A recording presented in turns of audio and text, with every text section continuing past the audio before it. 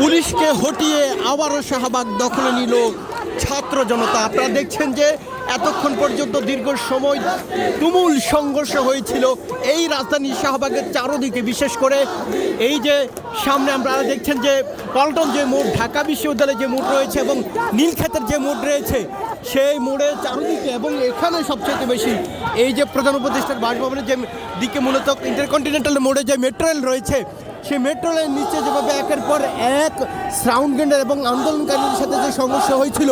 Police কিন্তু এই শাহবাগে হাজার হাজার আন্দোলনকারীদের কিন্তু এখান থেকে সাউন্ড গ্রেনেড মেরে লাঠিচার্জ করে কিন্তু সরিয়ে দিয়েছিল। এখন পুলিশ এই ছাত্র জনতার অভ্যুত্থানের প্রতিরোধের মুখে এক পর্যায়ে এখন অর্থাৎ লেজ গুটিয়ে পালিয়েছে, তেমনটি কিন্তু আমরা কিন্তু দেখছি যে পুলিশ কিন্তু পালিয়ে গেছে। আবার ছাত্র জনতা কিন্তু এখানে কিন্তু অবস্থান নিয়েছিল, অর্থাৎ তারা চারদিক থেকে যেভাবে ছাত্র জনতার স্রোত এই শাহবাগে আসছিলেন, ক্রমেই পুলিশ শেষ পর্যন্ত রাস্তা ছেড়ে দিয়ে চলে যায়, কিন্তু এই শাহবাগ ছেড়ে দিয়ে কিন্তু চলে যায়। আমরা দেখছি আবারও শাহবাগে we want justice, we want justice, Hadi Hadi স্লোগানই কিন্তু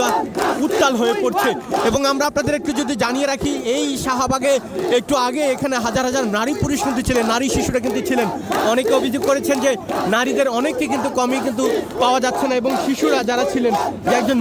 মায়ের আত্মনাদ কিন্তু আমরা কিন্তু দেখেছি, তিনি কিন্তু তার সন্তানকে কিন্তু খুঁজে বেরিয়েছেন বারবার, কোনোভাবেই কিন্তু আমরা দেখছি যে তারা কিন্তু তাদের সন্তানদেরকে খুঁজে কিন্তু পাননি। শাহবাগের দখলে এখন পর্যন্ত আবার ছাত্র জনতা যেটি নিয়েছে সেটি আমরা আপনাদের বারবারই বলছিলাম যে তারা কিন্তু আবারও শাহবাগ দখল নিয়েছে, এবং চারোদিকে পুরো রণক্ষেত্র চিহ্ন যদি আমরা আপনাদের দেখাই, এই যে সড়কের অবস্থা, ইট পাটকেল এবং যেই জেব্রা ক্রসিং যেগুলো রয়েছে সেগুলো কিন্তু কীভাবে ছড়িয়ে ছিটিয়ে পড়ে আছে। আমরা যেটি আপনাদের আবারও বলছিলাম, এই মুহূর্তে রাজধানী শাহবাগে মধ্যরাতে আবারও এই ছাত্র জনতা দখল করে নিয়েছে। দীর্ঘ সময় পুলিশ আমরা দেখেছি যে এই ছাত্র জনতাকে দমন করার চেষ্টা করছিল, এর জন্য সাউন্ড গ্রেনেড, টিয়ার গ্যাস কিন্তু বারবারই কিন্তু নিক্ষেপ করছিল, এবং কোনোভাবেই কিন্তু এইটি কিন্তু নিধন করার কিন্তু বারবার কিন্তু চেষ্টা করছে। এবং আমরা দেখছি যে তারা সাউন্ড গ্রেনেড এবং অনেক কিছু নিক্ষেপের পরেও কিন্তু তাদেরকে দমাতে পারেনি, এবং শেষ পর্যন্ত আজকে আবার এই হাদির যে ইস্যু, অর্থাৎ হাদির বিচারকে ইস্যু করে কেন্দ্র করে যে রণক্ষেত্র শাহবাগে হলো এবং ইনকিলাব মঞ্চের নেতাকর্মী যাদের উপর হামলা করা হলো, সেটিকে কেন্দ্র করে কিন্তু এই যে দীর্ঘ সময় ধাওয়া পাল্টা দেওয়া পুলিশের একের পর এক সাউন্ড গ্রেনেড নিক্ষেপ, এটির পর কিন্তু আবারও কিন্তু এই রাজধানীর এই শাহবাগে কিন্তু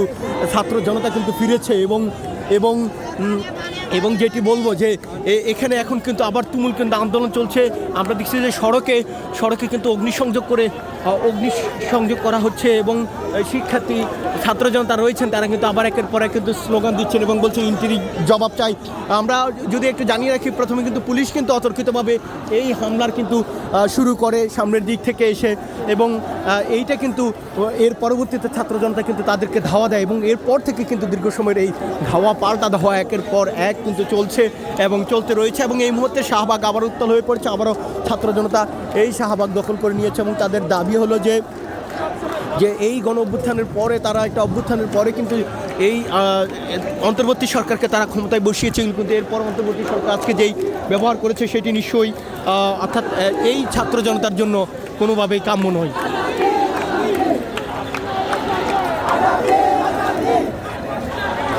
একের পর এক স্লোগান হচ্ছে, আবারও জনসমুদ্রে পরিণত হচ্ছে